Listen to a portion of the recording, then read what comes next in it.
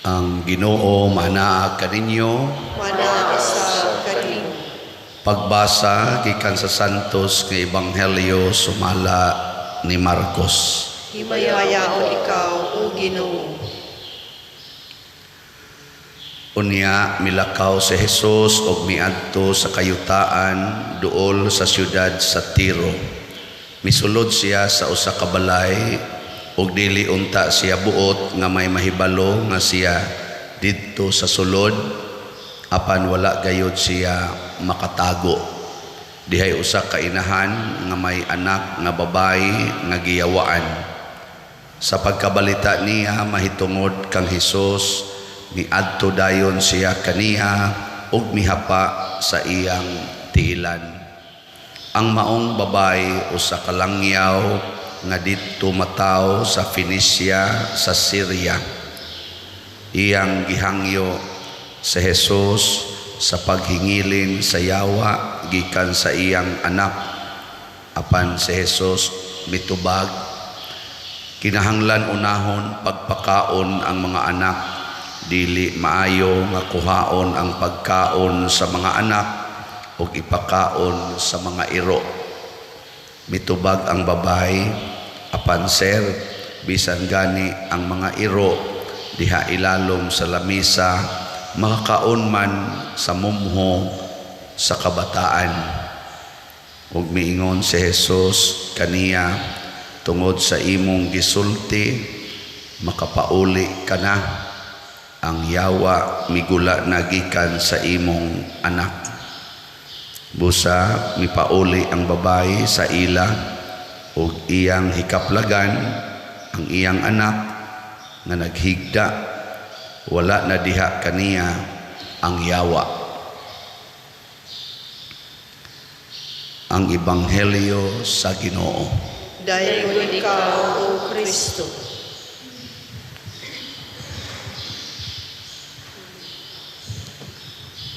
Bisag kinsay moduol sa Ginoo, iya giyong tabangan. Nganuman tungod kay siya may nagbuhat sa tao. Diri sa unang pagbasa, iya giyong giatiman ang tao.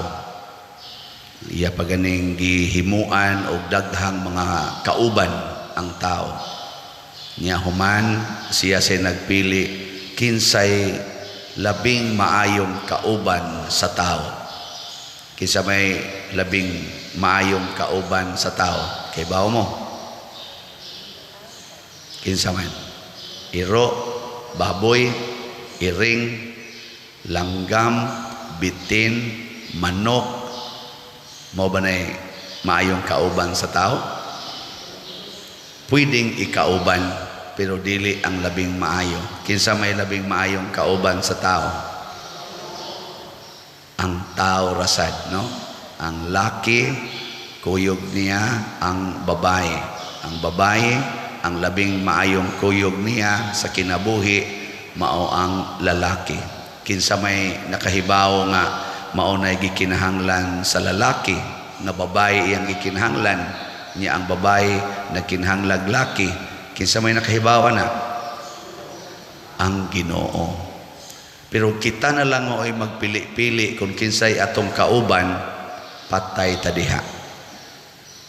Gilingi ako no, imong tupad. Pangutan na imong tupad na okay ra nimo ako'y imong kauban. Sige, pangutan na. Aun sa man na imong tupad, tao na o hayop? Mao lagi. So, mao ginay atong gikinahanglan. Kanus aman mahitabo nga magkaproblema ta kung musugod na tagkalagot sa atong isig katao. Musugod na ta og kanang distinguish ba kinsay tao nga kanang mopili na ta ba kinsang tawhana ang atong dawaton, kinsa sang tawhana ang atong iitsapuira. Kinsa ninyo dinhi nga mudawat gyud sa tanang tao sa inyong kinabuhi. Wa gyoy salikway. Tasa ka mo. Tuwa dito sloyong. Ay, istoryahe. Oh, congratulations kay banag asawa gina. Ingon isa silang kamot. Ambot ka ha og mudawat ba sila? Naraban na sila yung mga anak, ang mga babae. Ug naay mo rape sa inyong anak nya patyon pag yun iguli ro ninyo sa inyo. Saman mo dawat ra mo. Ibutang nato si Jenny mo igi-rape unya gipatay. Okay ra ninyo? Na doko-doko nang inom sabi na mo padero yung kabuutan na ng Jenny. Head ba yan na sa atong youth din pader niya imo pag yung iparip, ipapatay pag yun. Awat na ni distinguish na ka. Nisugod na ka o ka na ganing discriminate. Di ba? Ayaw lang pader ka na lang sang buutan. Oy, dili ingon ana eh. Kada tao ato ginang higugmaon. Muna si Jesus, gihigugma niya ang mga nisunod niya, gihigugma sa niya ang mga nagsigig daot niya, gihigugma sa niya ang nagpatay niya. Si Maria mikuyog ni ining maong klasis gugma, wa sa gyoy pinig-pinig. Ug mao ni ang tinuod nga pagtuo. Kana bang musunod tas gibuhat sa Ginoo murag iro. Matod pa diri sa atong ebanghelyo niingon si Jesus, ang iro dili maayong hatagan og pagkaon sa mga anak. Niingon sa taon ang babae, okay ra man jud ko ana sir, pero ang iro makakaon man sa mumho gikan sa mga anak. Ano bang, di ba kanang iro magsige ra man ginagsunod no? Iro ba? Namoy iro? Oh, tanawa na. Mabitan na ka ng mga anak kos kapilya, mga misas kapilya. Yan na ada yung iro musod. Sige hagbugaw. Che, che, che. Ano? Lipot nga tong iro. Nya balik na saan. Nadugay. Gisigi dyan kong analyze ba nga. Maayo ba kanin bugaw ning iro no? Kung mo anhas misa. Ako rin silang giingnan. Nako, ayaw bugawa ang iro. Bugawa ang tag-iyas iro. Pangitaa o kinsay tag-iya aning iroa maoy bugawa papulia, di ba? Ang kanang iro musunod ra gid na. Kay sige kag bugaw sa iro ang tag-iya di ay ang liktor. Ingon liktor sa paggawas nga mo basa pamangko. Ang iro sa madto, sa ano mo gawas ko ako ang akong tag-iya na adiha. Lipot ra gid na. Kanang iro musunod ra gid na. Nya kinsa may tag-iya nato be? Ang Ginoo.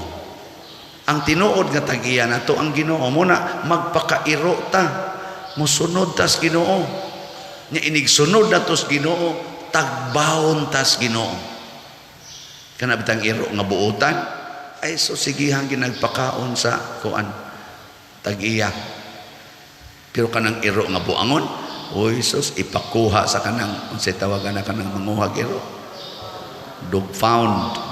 Pakuha na dito, anibal ng iruan na. Pero kanang buutan, hapo-hapon gina, tila-tilaan ba? Lood kita na, no? Pero di man sila lood-on, kaya nga naman, nakasood man. Kasood man. Mabitan na usahay, ang asawa, buwagan ang bana, ang iro mo'y kuguson. Ang bana pagawasod sa kwarto, ang iro gidug sa kwarto. Unfair. Dili baya iro mo'y gidesign sa Ginoo nga mo'y imong perfect partner in life. Kinsa may gidesign sa Ginoo? Bana.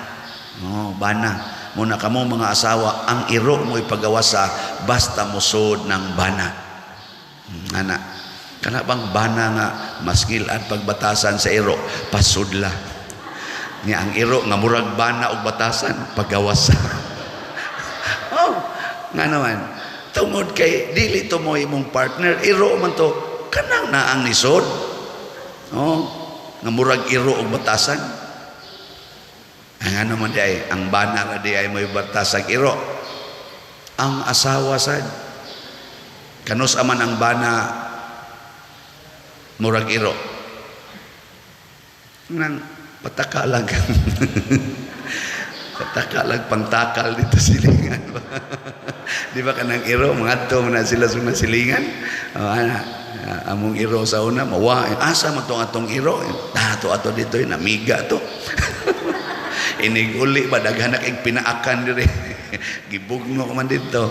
Ana nang mga bana usahay adto ba sa laing bahay tanawa. Tanawa na mga bana nga murag iro iniguli ana daot kay glawas. Luspad pag yun. Ana natanawa na inyong iro nga mga adto anang ganang mga silingan kay mo andito baka na mga bayi nga na namigang iro. Nawa iniguli luya kay naong inyong iro. Ana pero bisan pa man pakana nya kanus aman sad ang asawa mahimong iro. Murag iro, siging paghot, no? Siging paghot. Kanang iro, sige usig, siging usig. Tanawa, di ba na yung mga asawa, sige yung usig. Ano? Pero bisan pa man, ang batasan sa tao, mura nag-iro, huna-huna agyod kanunay, nga ang akong isig katao, maoy gidesign sa Ginoo nga akong perfect partner in life.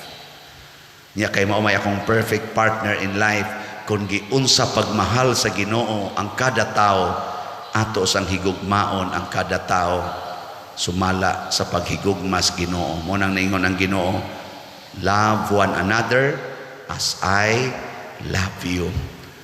Diri sa atong tubag sa Salmo naingon ta, bulahan sila nga mahadlokon sa Ginoo. Di gini nato supakon ang maong design nga ang tao labaw gyud sa hayop ang atong paghigugma kanila. Dunay panahon nga ang hayop mamaak, dunay say panahon ang tao mangaway. Pero sama nga ang hayop ato ra sang ayom-ayomon, ang tao sad ato gyapong higugmaon.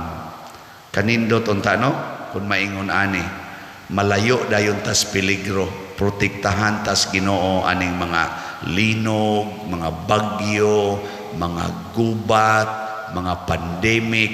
Nganong protektahan man tas Ginoo? Naaman siya capacity to do that.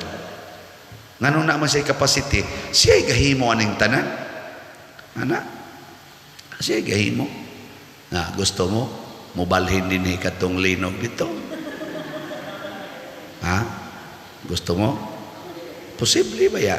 Katong dako kayo nato dining kadaot sa linog nga ang sentro ang Bohol nga hasta mga simbahan in taon nga mga nindot kayo mga centennial mga kanabang itawag nato cultural heritage na ginato ng mga simbahan gilusno sa linog nga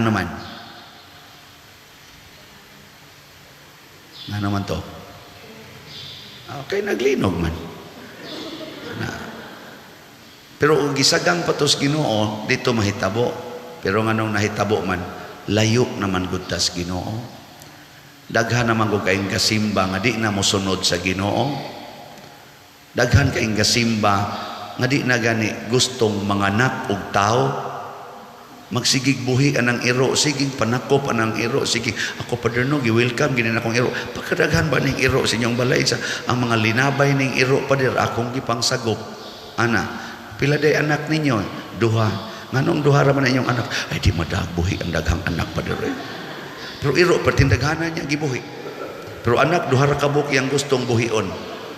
Gakundom na, galaygit na, gakuan na. Pero iro luoy jugos iro pa dire. Unya ang anak katong imong gipanglabay kuyog kondom, katong imong gipatay tungod anang pills, katong imong giputlan sa iyang agianan anang ligation o vasectomy, naluoy ka ato da nilom lagi mo.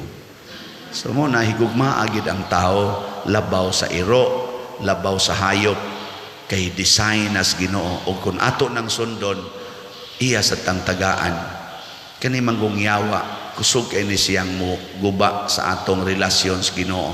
Mo na gipapahawa sa Ginoo ang yawa gikan sa taong giyawaan tungod sa mapaubsanong pagsunod sa inahan ngadto sa kabubuton sa Ginoo.